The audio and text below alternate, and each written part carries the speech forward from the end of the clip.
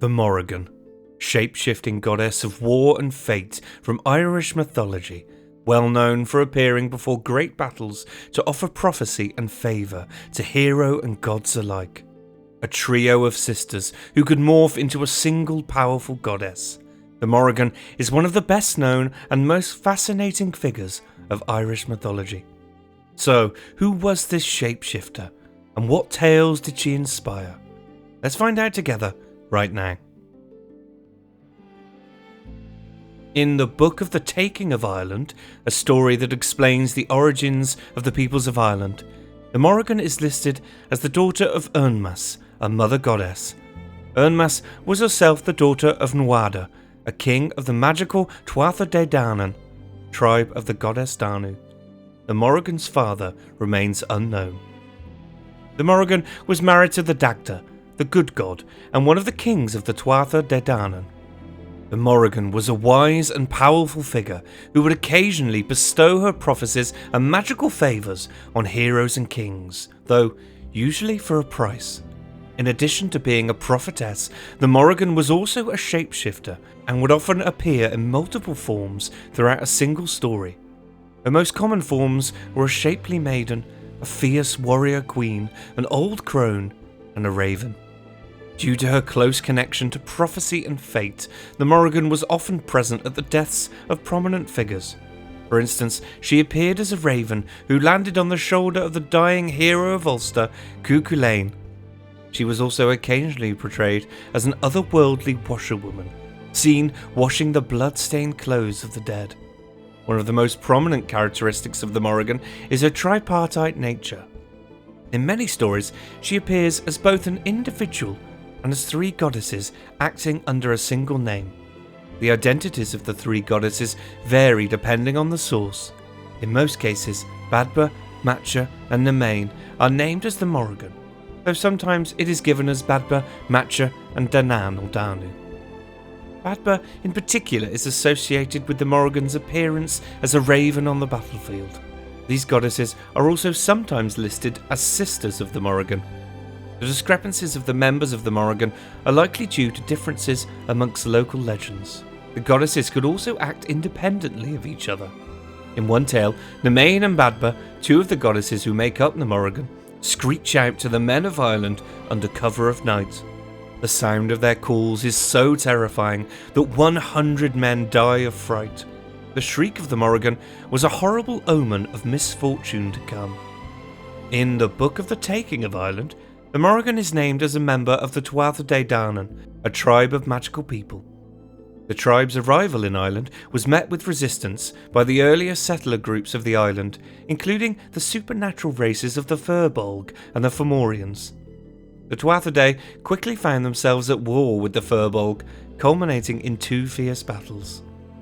In the first battle, the Morrigan and her sisters aided in the combat by casting magic spells to great effect. Ultimately, the Tuatha De were victorious and established a foothold in Ireland. More conflict, however, was on the horizon, and the Fomorians proved more difficult to defeat in the second battle. As the Tuatha De prepared for battle against the Fomorians, the Dagda sought his wife, the Morrigan, for prophecy. He found her at the ford of a river, where they proceeded to have intercourse. When they finished, the Morrigan prophesied that the Tuatha De would indeed win the battle, though their victory would come at the cost of great bloodshed. On the day of the battle, the gods gathered and prepared to fight the hordes of Fomorians. When asked what skills the Morrigan would bring to battle, she replied, "What I shall follow, I shall hunt." The battle quickly turned into a bloodbath and ended when the Morrigan incited bloodlust with her cries to the Tuatha De. The Fomorians fled from her and perished in the sea. The Morrigan was also featured prominently in the Ulster cycle of tales, where she both assisted and antagonised the hero of the cycle, Cuchulainn. In the cattle raid of Regamain, Cuchulainn attacks an old woman driving a cow from his territory. However, the woman transforms into a raven, and Cuchulainn, realising that it is the Morrigan, states that he would have acted more wisely had he known who she was. As punishment for his misbehaviour, the Morrigan foretells of her own presence at Cuchulainn's death. It was then he saw that she had become a blackbird upon a branch near to him. "A dangerous woman thou art," said Cuchulainn. "It is at the guarding of thy death that I am, and I shall be," she replied. Later, she appears as a raven warning the brown bull of Cooley to flee Ulster before Queen Medba of Connacht can capture it. As the Queen invaded the north, all the men of Ulster were inflicted with a debilitating curse. Cuchulainn alone was spared, and he single-handedly defended Ulster's borders. Cuchulainn defended Ulster by fighting a series of single combats at the fords against Medba's champions. In between combats, the Morrigan appears to him as a young woman and offers him her love and her aid in the battle, but he rejects her offer.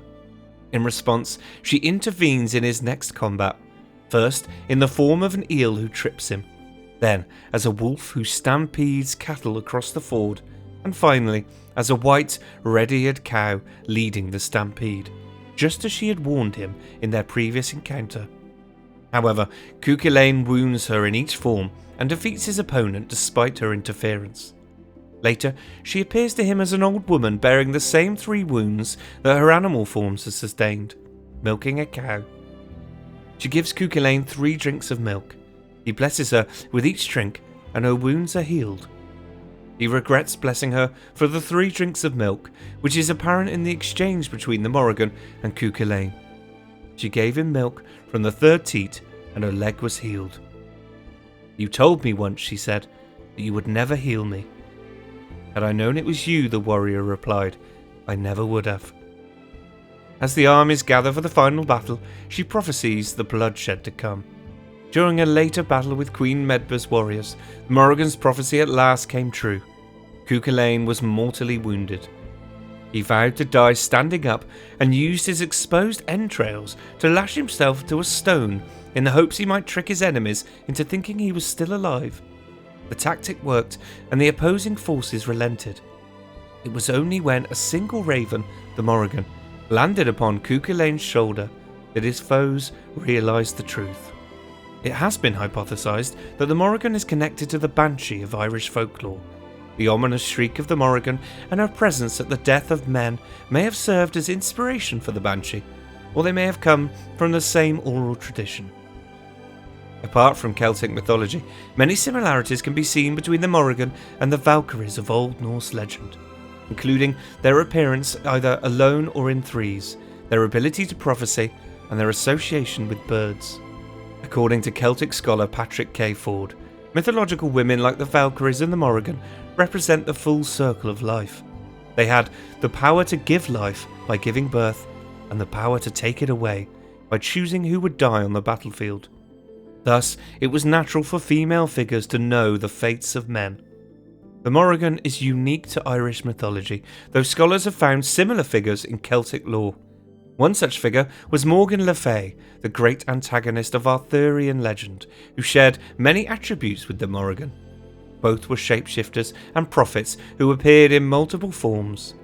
While some scholars believe the figure's name stemmed from the same root, Morgan and Morrigan have entirely separate meanings in Welsh and Irish, making the connection tenuous at best.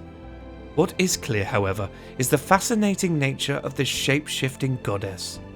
Indeed, her name and legend have been a persistent inspiration in popular culture across TV, film, and video games, and she remains today one of the best-known figures from Irish mythology. Whether one being or 3, the Morrigan is a goddess truly worthy of the title. Hey guys, thanks for watching. If you enjoyed the video, don't forget to hit that subscribe button for more great stories. Cheers.